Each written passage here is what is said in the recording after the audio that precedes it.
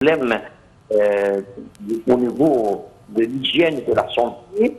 Oui. Donc, c'est un problème que nous devons, comme Égyptiens, participer. Et là, le président a demandé des grandes sociétés ou des grandes autorisations internationales qui peuvent donner des aides, aussi des grandes pays qui peuvent donner des aides, de délivrer l'aide le plus vite possible afin de donner des aides et des assistances médicaux aux frères soudanais et aussi d'autres assistances humanitaires afin de régler les situations. N'oubliez pas que le président aussi a dévoilé un chiffre de quelques millions de Soudanais qui vécurent sur le territoire égyptien comme des citoyens égyptiens. Donc, on ne les reçoit pas comme des réfugiés, mais ils sont des frères soudanais ici.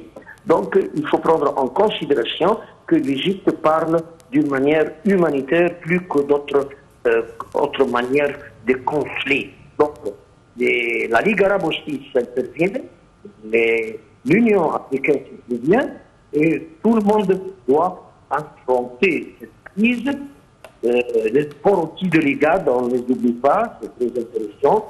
Les négociations de Jeddah figurent ici sur la télé, de bien faire cesser le feu entre les divers adversaires, les divers parties de conflit, pour donner la chance au processus politique de faire de réglage de tous ces problèmes qui se trouvent au niveau du Soudan. L'Égypte aussi a souligné que c'est très intéressant, c'est important pour nous de faire une coordination avec des pays voisins pour résoudre ces crises-là.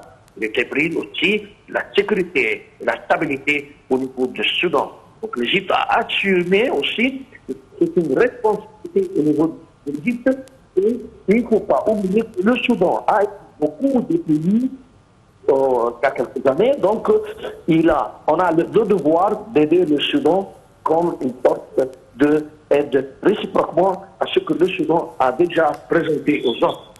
Donc ce sont des points très intéressants et des points aussi très décisifs dans le rôle du président de la République concernant ce conflit au niveau frères qui sont nos frères, nos chers frères. Plutôt. Parfait, Dr Brahim Choukri. Je tiens à vous remercier de vos explications. Merci à vous. Je répète que vous êtes analyste politique et expert en stratégie.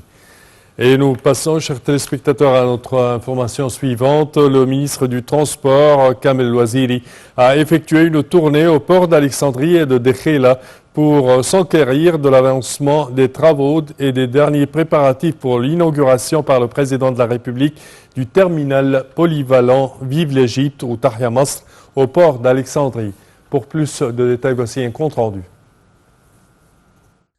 Le ministre du Transport, Kamel El Waziri, a effectué une tournée au port d'Alexandrie et de Dekhela pour s'enquérir de visu de l'avancement des travaux et des derniers préparatifs pour l'inauguration par le président de la République du terminal polyvalent Vive l'Égypte au port d'Alexandrie. Le terminal Vive l'Égypte fonctionne bien depuis sa mise en service expérimentale en février dernier. Les navires desservant des lignes maritimes mondiales se succèdent sur ces quais chaque jour avec un flux de 22 000 conteneurs, a fait savoir le ministre. Il a ajouté que des négociations